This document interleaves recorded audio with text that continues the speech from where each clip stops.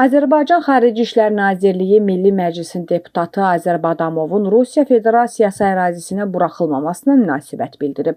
Bu barədə Xarici İşlər Nazirliyinin mətbuat katibi Ayxan Hacızadə danışıb.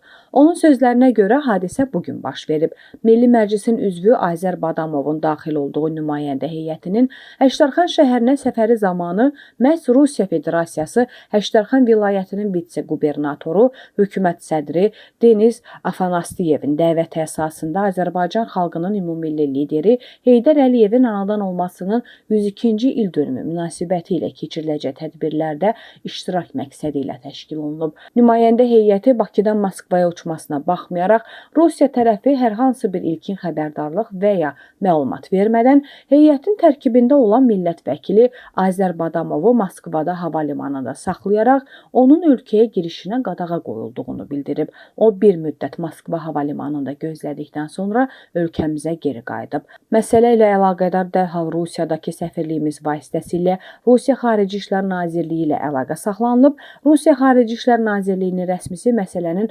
araşdırılacağını bildirərək bu qərarın səbəbləri barədə izahat verməyib. Rusiya tərəfinin verdiyi bu qərarı qeyri-dost addım hesab edir. Məsələ ilə əlaqədar Rusiya tərəfindən tutarlı izahat veriləcəyini gözləyirik.